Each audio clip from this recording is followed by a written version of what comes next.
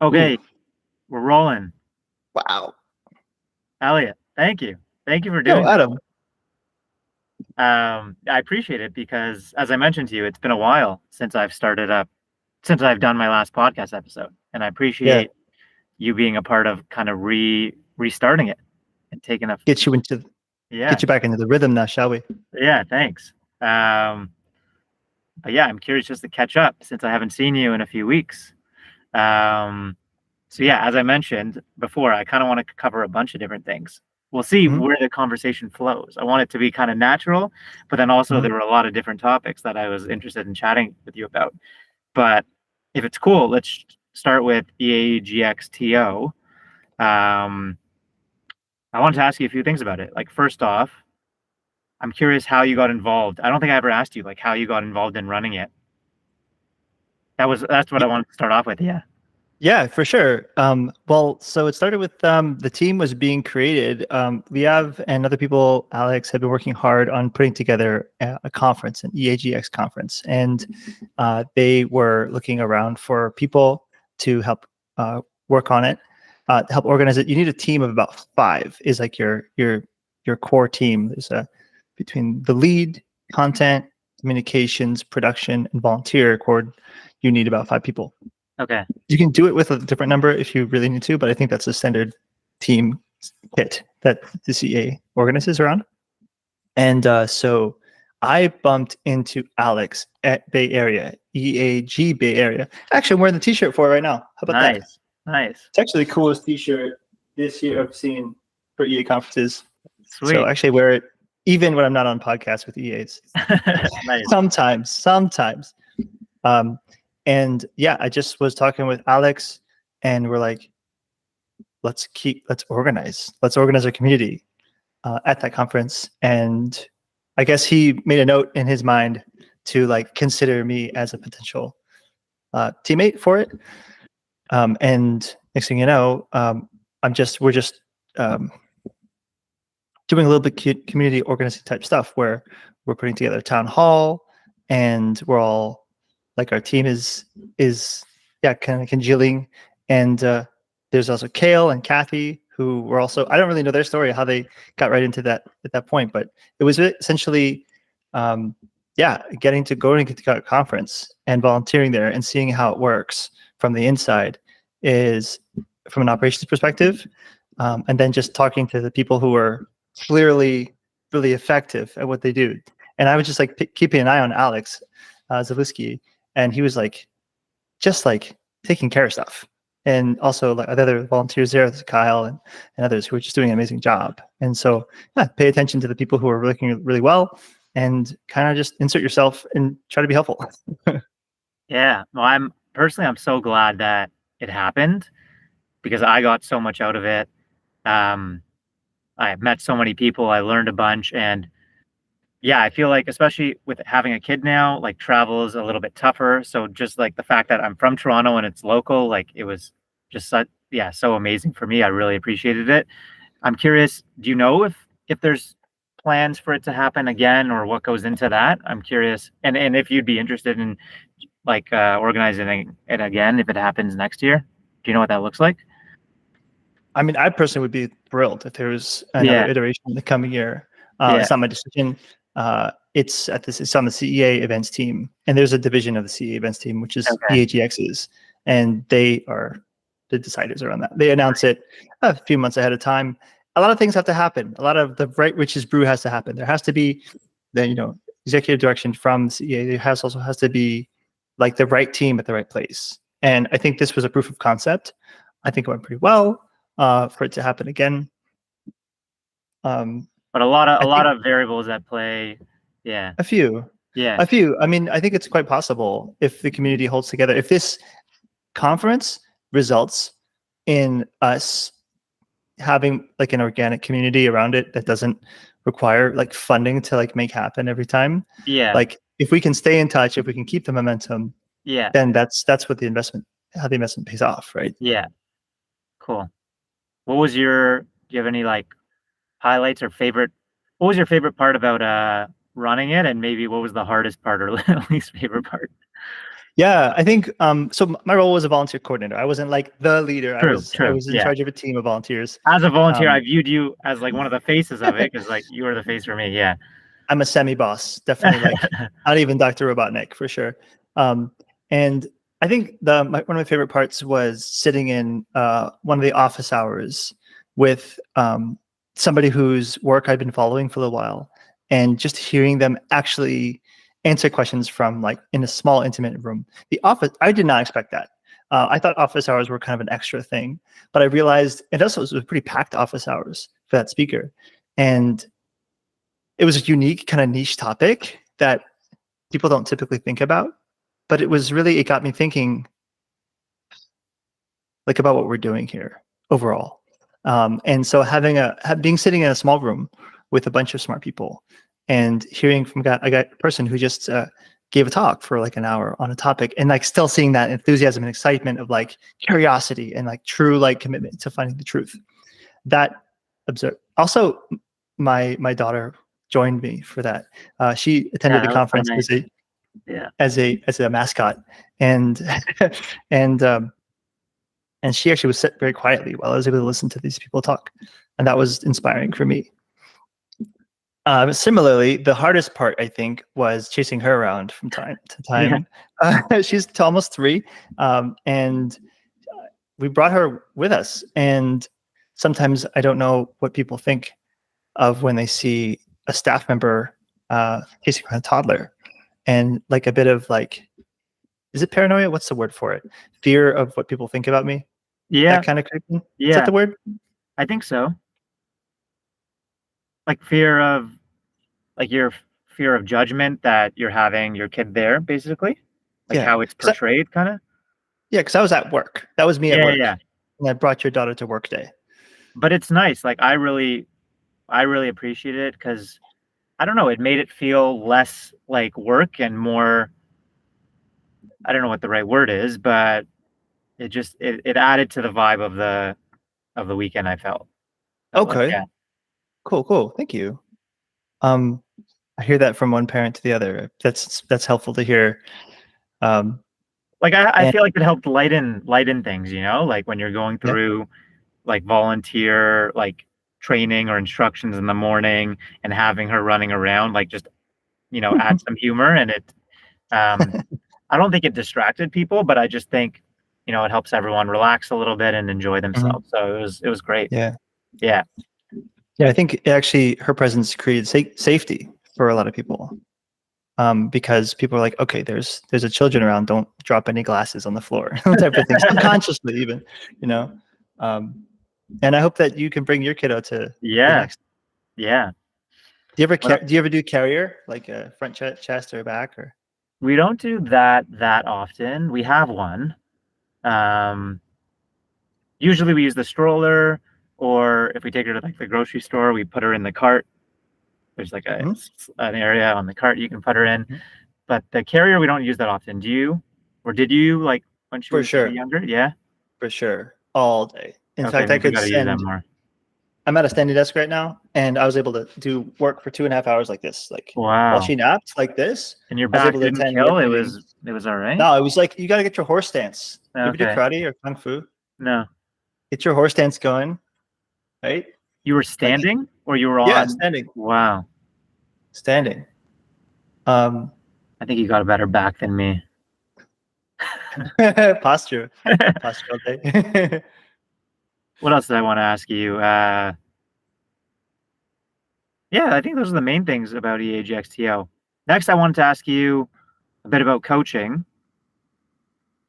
Um, well, first off, I listened to your podcast. I've listened to 2 of the episodes so far, 2 of the 3, Mhm, and they were awesome. We chatted a bit about them. Um, and you mentioned that these are people that you've coached as well, which is super cool.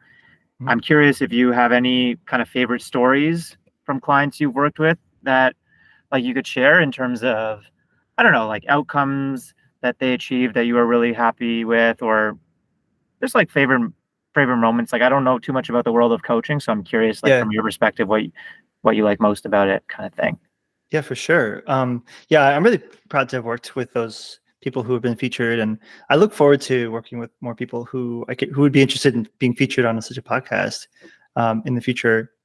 Quick plug complete. My background is in academic coaching. So prior to working with Effective Altruists, I was in a nonprofit org based in the US called Inside Track, where I got my real coaching jobs set up, and I really loved the work there. It was different from what I'm currently doing now because it was really oriented towards programs. So we're working on a certain academic program, and then like we're assigned coaches to like 100+ people. And I think some stories out of that inspire me to keep going and teach me a lot about how I want to move forward. People who are like going through it, people who are going through a lot of complicated things in life, the things that life throws you, parents, people who are experiencing homelessness, people who are experiencing like economic instability, food insecurity, and then hearing these people out and being the ear that they could talk to for a little bit. Even if I don't have the answer, a coach is a person who can listen. So I was really proud to be the ears at the other end of some of those stories. I did a little bit of crisis counseling. Crisis, Wow. What's the word? There's a technical word for it. Like people going through crises. Yeah, English is my language. And those are probably some of the, obviously can't go into too much detail about them. Wow. But those are probably some of my favorite experiences. And it comes and goes with people who are in the effective altruism scene. Like we're not always going through crises. And those aren't always what we can do. Like, fortunately, a lot of times it's doing the agrarian, boring routine of getting the one most important thing done on a regular basis that you need to get done, and being that person who reminds somebody of what they're worth and what they can be. And that's what I love about coaching. Cool. On your podcast, like on that note, I'm curious, has there been like one thing that stood out to you really from like each of your conversations with Brad, Mario, Allison? I guess you knew them already. You knew them all, so it wasn't new to you. But I'm curious if there was anything that kind of stood out from each of those conversations. It's okay if not. Oh yeah, I mean, like each conversation was an amazing journey. Of course, as you mentioned, I had a relationship with those two guests. Allison was newer to me, and so I really was learning what she was about. What inspired me to interview her was her presence in the conference in EAGX Toronto as a speaker. She gave a really cool talk. And what was her talk on? Her talk was on the Canadian food system. Okay. Yeah. So that's the episode I haven't watched it, listened to yet. Yeah. Check it out. Next 3 episodes are actually people who were at that conference. Oh, sweet. I was going to ask you if you have any you can tease. Oh yeah, we got I'm on Wait coming up. Like it was supposed to come out tomorrow. Maybe come out next couple of days. See what my producer's up to. My podcasts are a lot more complicated than yours, I think. I don't know why, but and then we got James Radin from Giving What We Can, head of community, I think globally. And then what we got SK. Yeah, nice. I'm pronouncing his name correctly. Yeah. So major Canadian content over here. That's awesome. It's like a purely Canadian, except for the first episode. It's all Canadian content. Nice. Yeah, so we'll get all 3 of those. You get some government money for that. Maybe I can make it bilingual. So those are the next 3. I think I skipped the question that you asked me a second ago. Oh, I was asking like what stood out maybe about each of your 3 so far. Yeah. It was really just inspiring to hear how willing people were to talk about themselves. Like, I was afraid that people would be like, no, I don't really want to talk about my past. I want to talk about my work, what I'm doing, my fundraising targets, what I need to do now, my organizational objectives. But people were like, hey, I would love to tell you what inspires me to do what I do and how I got here. That's like the vulnerability is actually what people are excited by. Nice. I think that's what people want to hear the most as well, like listeners. Yeah, it touches a wavelength that with people that like you just can't make up. Yeah, with like you can't plan it. Yeah. What's been your approach to trying to get guests to come on? Because I feel like that's always been, I want to grow mine, and that's always been a struggle is the outreach part. For me at least, is like one of the more painful parts. Like once I, get someone and like I really enjoy the conversations, but I hate bugging people about it because a lot of people like podcasts aren't for them. I think for some people it comes with pressure of like being recorded. So I don't know. I don't know if you have any suggestions around that. Do you ask them about do you tell them what purpose, like what objective you have in the recording and the conversation? Yeah, maybe I need to be more clear on that. I feel like I try to speak to, like, I want to give them a platform. I think they're doing cool work, and I want people to hear about it. And also, it's just for me to learn, and it's meant to be a casual conversation. I think as I reflect on this more right now, I think it's more I just gotta do more of the outreach. I think most people aren't saying no. It's more so I just gotta do the outreach. Yeah. Yeah. Yeah. Oh, that's the frog for you. Is actually I making think ask. probably, yeah. Yeah. Yeah. One outreach tip is to outreach. Yeah, exactly. Yeah. Yeah. I was It's really thinking great of though. like EA Forum. Like I'm wondering if like a mass kind of message there would appeal to anyone, or if I gotta go Yeah. to individual people. Because I'm just interested in chatting with people generally. It's particularly EAs. And I'd be curious, like if I just post on the forum being like, hey, I'd love to have anyone on to kind of chat about what they're working on and stuff like that. Huh. I wonder if there'd be interest there. Yeah, I could try it. And then if not, like reach out to specific people. Are there like certain users that you follow a lot who you don't know their identity of? Like people with cryptic names, Not anonymous too many. I'm bots, not like a burner super avid. accounts. I've like read some stuff on the forum, but I'm not like a super avid user. So I don't know like the main posters and stuff like that. Are you on it frequently? Do you know like who some of the main posters are? Oh, I mean, I recognize names. Yeah, yeah, Occasionally they're real names. yeah, Those are obvious. yeah. And there's some There's cryptic ones. there's some ones that I don't. I'm sure there's somebody like in an important role in an Yeah, important yeah, yeah. organization, but I don't know who they are. Yeah. But they like have time to write 800-word replies to comments in their life. So clearly they're invested in the conversation. Yep. Sometimes people, I don't know, maybe some people like want to be there. Like that's where they get seen in their writing. Maybe a follow-up question, Elliot, on the kind of related to what you were saying on when I'm reaching out to people, am I being clear on the objective? I think the truth in it is that I do think there's value for them and for myself.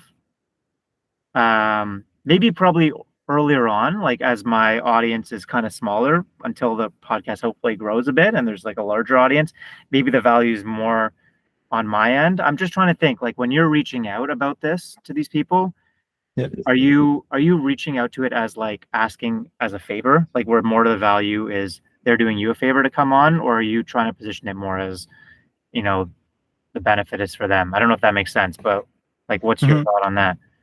Yeah, I think what I'm doing right now is couching it in terms of, hey, you're doing amazing work, and I've got the show where I'm helping people get the word out about what they're doing. Yeah. And I kind of think of myself as a PR person in this regard. Like I'm free PR. Yeah, totally. Yeah. And so then I think about there's some orgs that are coming up with something coming up. For example, they're launching a pilot project, or they're seeking, they've got a fundraising deadline, and so you can work help backwards them from that. At what point, is getting a big push out for your organization, maybe assisted by our work, our podcasts, our conversations, and the attendant social media buzz? How would that potentially fit into your strategy? Right. So I think, there's some language about like I doing this because I love it. It's my passion project. And yet, I think it's actually I would only do it if it was beneficial to you. Exactly. Makes sense. Yeah. Yeah. Cool. I come up with I just thought of an idea for like EA form. Like there's got to be a way using like karma and like to find like the hottest article, the hottest threads. Like there's got to be some analytics, or you can probably search in it to find like what is the most alive conversation where people are commenting, writing long comments, like a lot of reactions, buttons and ups and downs, and like make that, like ask that author if they want to do the OP, if they want to do a show. Yeah. So And like you for can the post that at TLDR, for those of yeah. us who can't read the 800-word replies to the comments. Yeah, and then you can post the link to the episode as a comment on that thread so that people have another option of, yeah, that's awesome. I like that. Thanks. I'm going to try that. Try that. Yeah. And then you'll get all kinds of weird stuff. You'll get all kinds of weird stuff. Like you get a person talking about like the gossip. There's going to be an article about the gossip. There's going to be an article about something that happened with this organization. There's something that somebody has a hot take on AI that's like, actually this organization is doing a great thing or terrible thing. Yeah. Cool. Okay, what topic did I want to ask you about next? I saw that you do like tri-sports or triathlons or something like that. I don't know if you're still doing that, but I'm into running and I'm just curious. I was curious just to ask you about it, like how you got into that and maybe start there. I think it's because of UBC. Like I studied at UBC in 2018-19, and they had a duathlon, which had been long running. I think it's the longest running one in the province. And I just couldn't say no to it. They had just built a really beautiful pool aquatic center, brand new, spanking new, with 50-yard lanes. And so you could train there. And so I was at the beginning of my coursework day, I would jump into the pool, get in some laps, and learn how to really swim, like with the whole like elbow up and like right. So that, and I was commuting by cycle because Vancouver, UBC is so out there. Yeah. You have to really. Yeah. You know Vancouver, all right? I've been there a couple times. Yeah. Amazing cycling city. Yeah. Like profoundly good. Yeah. Way better for than North Toronto. America. Yeah. It's hard to beat. Yeah. And so I was cycling and getting in some swimming. So I'm like, okay, sure. So I did one. That was I did 19 summer, maybe 18. Nice. So I did it then. And in the last year or so, I've been carless, or if I want to be snob, I could say car free. If I want to be like a douche about it, I can say I'm car free. I'm car free. I'm a car free vegan now. You cycle more now. I cycle a lot more. I just like to get around. I even pull my toddler around in a trailer. Nice. So my fitness is like pretty good right this year. It's a pretty fit year. And so like, yeah, sure. There's also a pretty new rec center where I can practice. And so it just like, it fits into my lifestyle. Yeah. Pretty well. And I live on the coast. So there's water here. Yeah. And so I'm really trying to optimize each of those things, like try to get each of those three sports. And I think of it in the terms of personal development, like water is like earth, it's like connects me to that element of earth and water, kapha in the Ayurvedic tradition. And then I think of like cycling as like wind and like movement energy, because it's just fast air. And then of course running is like the heat to the heart. It's like you're on your own steam. So I used to run a lot more. Even I ran the Istanbul Marathon in 2016. Oh, wow. Yeah, that was dope. 4 minutes and 4 hours. 4 hours and 8 minutes. Yeah, nice. 4:08. I've done a couple I did Seawees in Vancouver, the Lululemon one. Nice. I've done I think I've done another half. I've done a few 10Ks and 5Ks. Nice. And yeah, I just love running. I haven't experienced any real injuries. How long's the run, the bike, and the swim? Do you know?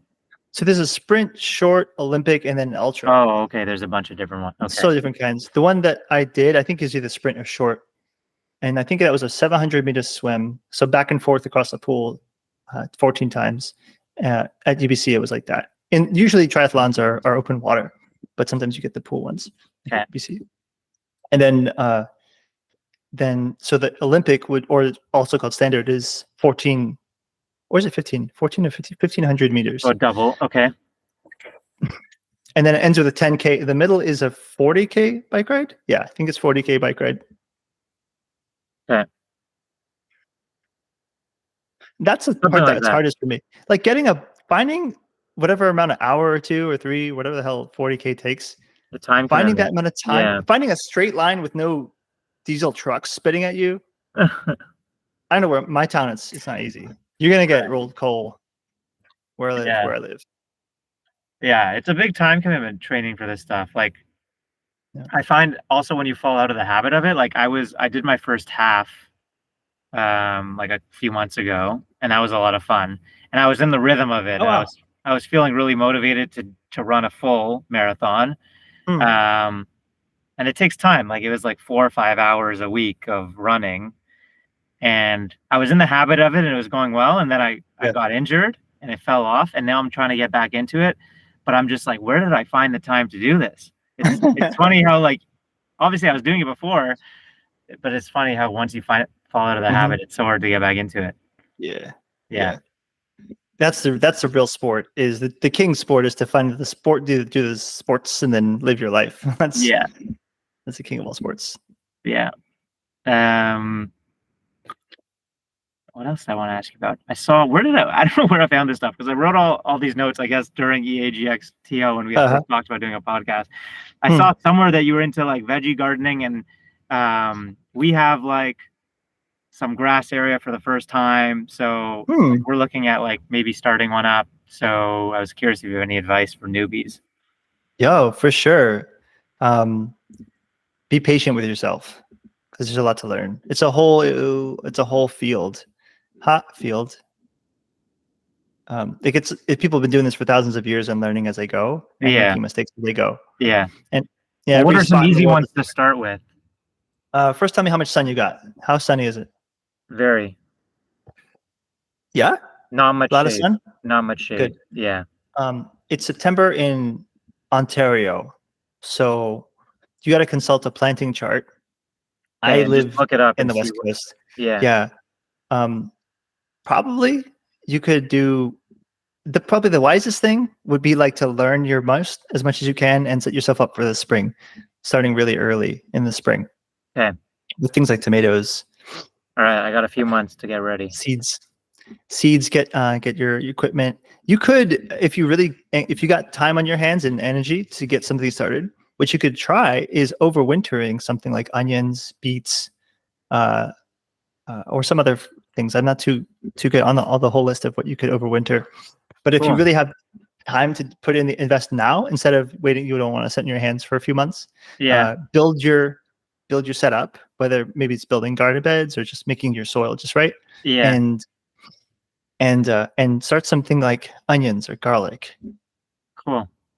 Yeah, here you plant garlic in September, October even. Okay. Cool. Okay, I got to decide if I want to do something now or create a plan for the spring. Yeah. It's so rewarding to grow your own root veggies. Yeah. So they take a lot of like fertilizer relative to other things. But if you overwinter, it's so little work, and you're going to be so proud of yourself in the spring. Or really, it's the summer when you harvest the garlic. Yeah, there's something exciting about growing some of your own food. Oh, yeah. Yeah. And the taste of that garlic when it comes out compared to what you're used to, really, you're never going to go back. Pressure. Yeah. Grocery store stuff. Wow. Cool. Do you still have farmers markets going on in your town where you live? Yeah. Those are the absolute authorities on what to do. Those are the people. Talk to them. So make friends with them. Get eggs from them if you can. Yeah. Prevent some torture. Yeah. No, I don't eat eggs, but if I would, then I would go that route. Yeah. Oh, nobody in your family eats eggs? Like, I'm vegan. My wife's pescatarian.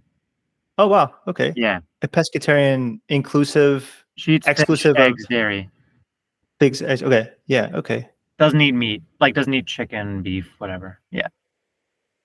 How long have you been vegan? 7-ish years. Wow. Yeah. Wow. It's been a while. Oh.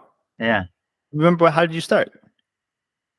Yeah, I think from what I remember, it's weird because I think I watched What the Health, which was a Netflix documentary. Yeah. Yeah. and that was a big catalyst for it. But I was also getting into EA around the same time. Like I read like Peter Singer, but I feel like I always try to think back. Was it the health aspect or was it the animal welfare aspect? I feel like the health was the catalyst because in my mind, maybe I couldn't accept the animal welfare aspects of it until I realized that I could actually do it, which is like, it seems like a weird thing to say because obviously you don't have to eat meat because there are vegetarians and vegans out there who have done it. But to me, in my mind, that book that's Peter Singer's, right? Yeah. Yeah. I think I've read that one. It sucks reading this. Yeah, Such bad news. It's such bad. Yeah. So, anyways, I think health got me into it, but like the animal welfare piece has kept me vegan for sure. If it was just the health, they definitely wouldn't have been. But yeah, like also watching like Dominion, like it's hard to. That's a tough one. Have you heard of that one? What's that? That's have you heard of Earthlings? This is like factory farming footage. So Dominion came out a few years ago, maybe 4 or 5 years ago, but it's like 1080p HD, like tough to watch footage of like what goes on in factory farms. Yeah. And that's like really eye-opening because most people don't realize what goes on in factory farms. And it's well produced. It's narrated, if I believe, by like a bunch of like Joaquin Phoenix and like a bunch of like, I don't know if Natalie Portman, maybe I'm saying that. I don't know, but like a bunch of like famous people who are vegan who were a part of it. Anyways, that's on YouTube. So it's easy to watch. It's like a couple hours long and they go through like chickens, pigs. They go through like each of the industries and yeah, it's a tough watch, but I think it is an important one just to see what's going on. But I Googled Dominion 2018 documentary / horror. yeah, it's basically a horror film. I mean, it's a real life horror film. Now, what's Earthlings? Earthlings is the same thing. Documentary horror. But it's older. It's older, so the footage is older. Like you're looking at like 360p footage instead of 1080p. So Dominion, I think, is a harder. I don't think I've watched Earthlings. Maybe like pieces of it. Dominion, I think, from what I understand, is a harder watch just because it's like the quality is higher. But yeah, it's a bit about how I became vegan. Yeah. So it was like you learned about the health stuff, and then I learned about the health stuff. That got you vegetarian, or you went straight? You jumped straight to vegan. Well, not jump straight, but like the plan was to go straight from meat to vegan, but do it gradually. So like, yeah, I think it was over a few months. But like the animal welfare stuff came very quickly after. Like I also read *Sapiens* by Yuval Harari, which is one of my favorite books, and he's vegan, and I think he spoke a little bit about animal cruelty in the book, and that was around the same time this kind of happened, so that was an influence for me. So yeah, EA, Peter Singer, like Yuval Harari, and some of the health documentaries were like big early on. Yeah. Yeah. Now you know. Could I ask you a question? Yeah, go for it. No, I did. I asked you a question. You asked me a question. Yeah. I flipped the script on you. Got some intel on the Kruger effect. Exactly. It makes it a more casual conversation also. There's some questions both ways. Yeah. What did I want to ask you? Maybe I saw this on your LinkedIn. Andrew Yang's Forward Party, you were involved. Is that right? Yeah, I was. What was your what was your role in that? So check it out. 2022. Yeah. This is a watershed moment for me. January. It was like a New Year time. And then I heard about this thing called the pentathlon. It's a challenge that some people, kind of productivity minded types, entrepreneur types, would do on every quarterly basis or so. It's like a virtual challenge to do 5 things every day and report to your team and try to win a competition. It's super geeky. Fitness, diet, sleep, planning your day, and most important, work. Making sure you get 120 minutes each day of the most important work that you could accomplish in your day. Okay. Prioritization, task prioritization. Yeah. And like being really, really diligent every single day for 2 weeks about it. I started that. My wife was also part of it too. And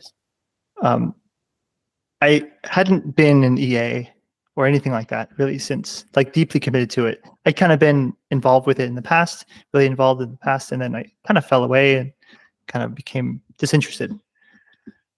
It just wasn't in my mind. I had a baby. I actually was about the same, a little bit. Yeah. My kid was like three months old. And yeah, that gave me a chance to like stop and look around and like, what do I want to do with my time? What's the most important thing I could be doing with this day that I have, that God gave me? And effective altruism came to my mind. It was like, oh, that's an analysis I could use to do something worthwhile. And at the time, I just heard a really inspiring episode on the 80,000 Hours podcast with Andrew Yang. And then I heard him again. On it. I didn't know he was on. Yeah, he was. Wow, he was. He made an amazing pitch. And then I don't think I knew that he was familiar with effective altruism. He is. Wow. So I've read one of his. I don't know how many books he's had. I've read one of his books, and yeah, I'm a fan of him. I don't follow him that closely, but I think a few years ago I stumbled across him, maybe when he was running for president or something. But yeah, I've been impressed by him generally. Yeah. Yeah, and made my own math hat. Nice. Just show up math. Yeah, I can see it. It might be backwards in the video. No, it's not. It's not.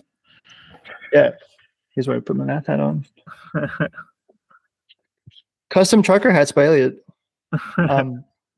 Yeah. So in 2020, you still hear me? It sounds. Yeah, I can hear you. No, it's the same for me. Yeah. Yeah, 2022. I was like, that's like the most recent podcast episode I had listened to. I was like, okay, let me get into political organizing for like ranked choice voting, universal basic income, like open primaries. Like this could change the world. It's like if we change American electoral system, it could just change a lot of things. That was my like theory, my vague theory of change. And so I just dove into it. I contacted the organizers and I became the state lead for the state that I happened to be in at the time, which was Oregon. Cool. Which is a pretty amazing state electorally. I don't want to bore all your listeners with it, but they have some of the most cool stuff. They have like a rebate if you donate money to a campaign. They actually are on the way to a lot of these things. In fact, star voting was invented in Eugene, Oregon, and they're working on a campaign. I got to check in with those folks. In fact, they're doing such cool stuff in Oregon. It's pretty inspiring for like anybody interested in voting reform, electoral reform, head up Oregonians. They're doing some cool work. Even a Alaska-style campaign to get $750 in the pocket of every Oregonian per year. Cool. So UBI stuff. It's a really great state for a lot of reasons. I kind of miss Oregon. Nice. Very cool. So that's how I got into it. It was hard though. Like it was hard, like talking to people about politics. People have their own ideas and like they just don't have their minds open. It's really tough. So I'm curious, to like reach the topic.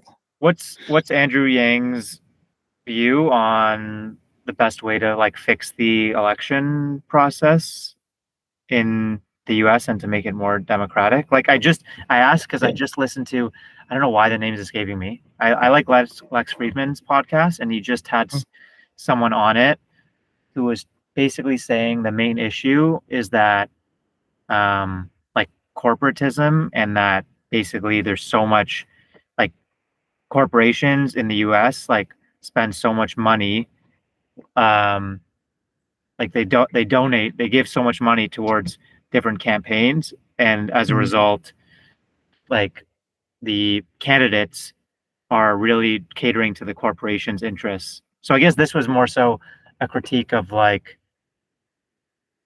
that's, I guess, corrupting, where like a lot of candidates are focused more on serving the corporation's interest as opposed to individuals. I might be butchering the explanation, but anyways, I'm curious. Yeah, what are Andrew Yang's view on kind of improving the election process?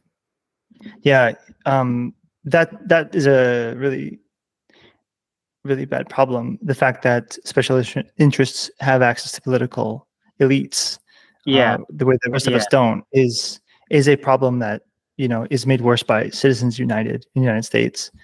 Is What's the that? audience Citizens United versus the United States or something? I think there was a civil case brought to the Supreme Court. It's like 2008, 9, Okay.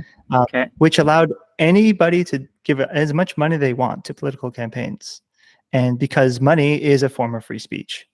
Right. They mentioned this in the podcast episode, that corporations are people and it's restricting corporations' ability to, have free speech by limiting their donations. Yeah. Okay. Yeah. Yeah. So like that landmark case represents an era in American politics to which we are currently in. Right. We are in a post-Citizens United. We are in a post-Citizens United era. So of prior American to politics. that, there was a limit on how much corporations could contribute to political campaigns. I wish I knew better, Okay. like the No ins worries. and No outs of worries. the private state. No worries. The upshot, which I know basically, is that money is so deeply involved in politics that Yeah. the electorate doesn't have so much of a say as they could otherwise. Yeah. Now,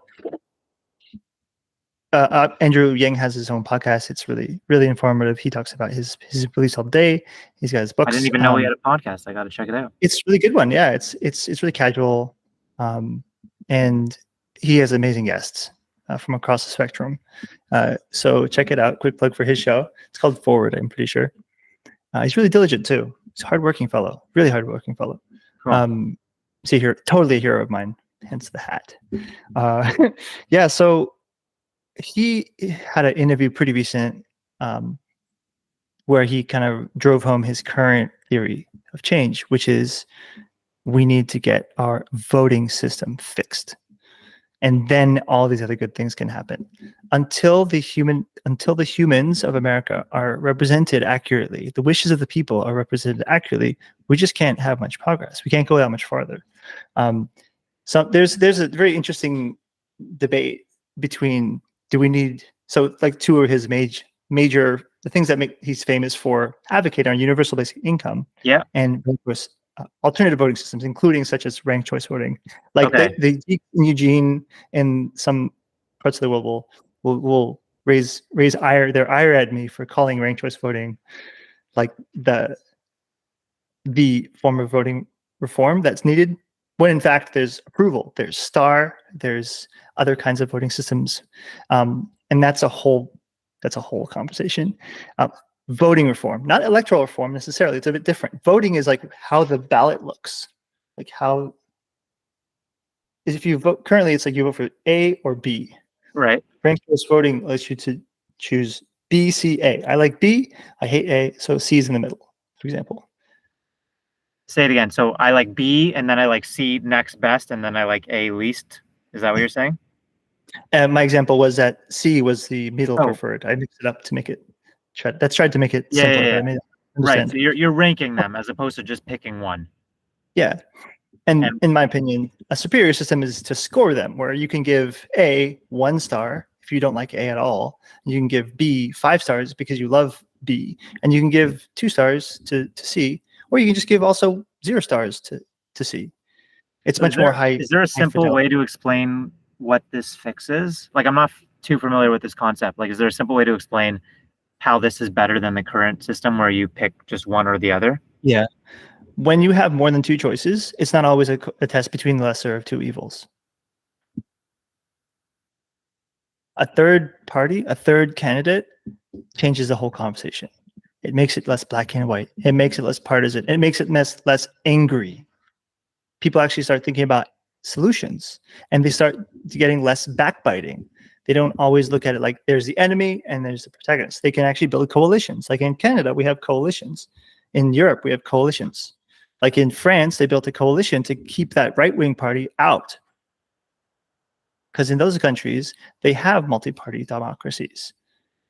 In the United States, there's a duopoly between these two super established parties, and that there's no space for a third party.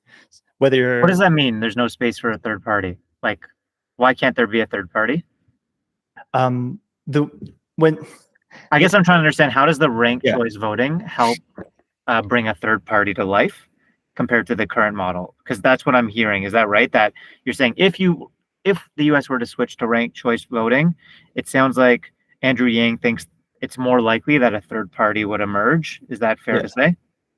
It's not possible without ranked choice voting.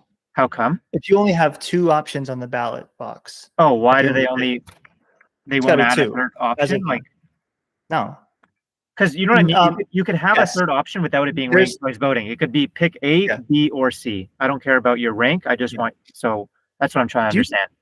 You're old enough to remember the 2000, but you're Canadian, so if you don't remember it, it's okay. Okay. 2000 election. Like Ralph Gore Nader, and Bush? Yeah, Bush. So Ralph Nader was a Green Party ticket. Okay.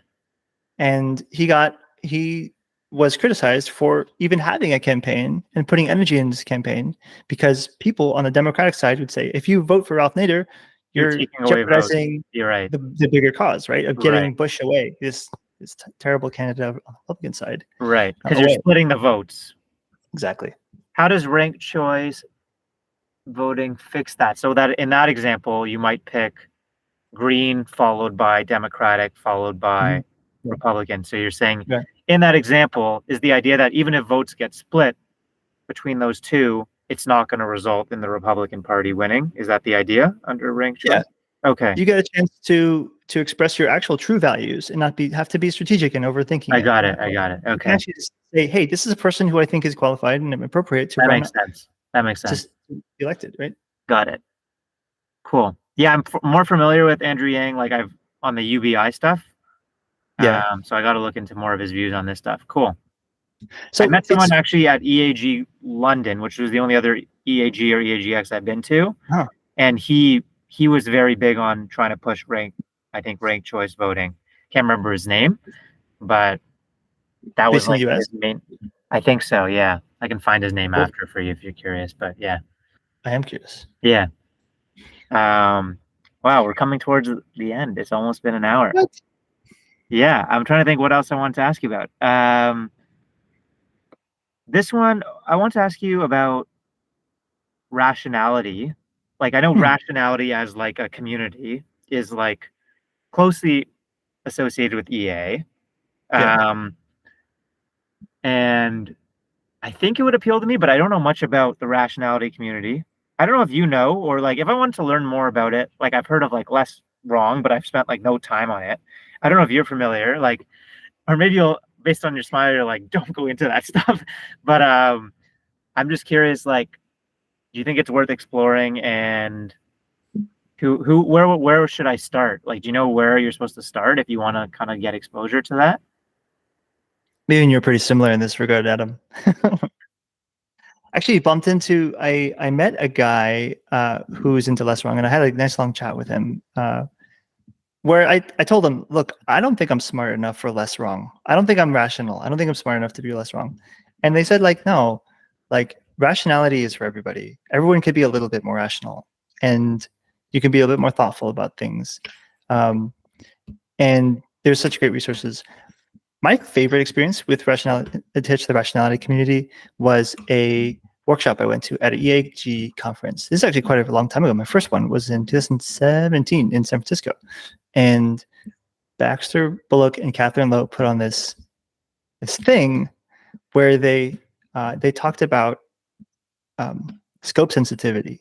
And if you really just think about, like, which is better, if you donate $20 to a charity that can save 100 pelicans from being poisoned, would you do that? Or would you, did I say 20? Would you $20 to save 100 pelicans, or $40 to save 120 pelicans? Okay, so you're getting better in that example. You're getting better return on your money for the $20. don't listen to me. Okay. I didn't run the workshop. I attended it, and my eureka moment. No, it's all good. What was the eureka moment? Listen to me, math. I can't math. It was that like scope sensitivity is such an easy thing to fix in my mind. It's like such an obvious like factory default setting that I can just fix up. So turn that toggle switch on to be scope sensitive in your daily life.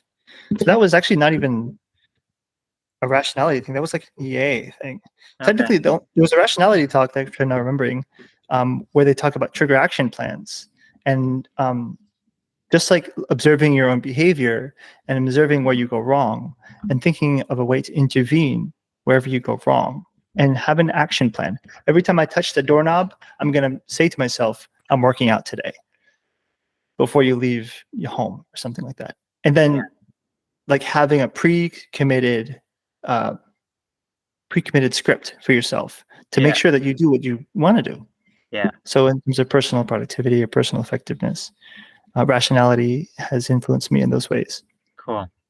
Maybe I just gotta go to Less Wrong, and I imagine on their website there's probably somewhere on the homepage like start here if you're a newbie, something like that.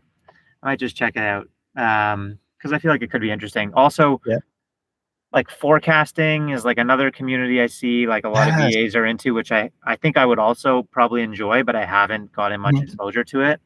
So that's a similar one where I'm like, where do I start? Yeah. Like I've come across like manifold markets, which seems kind of cool.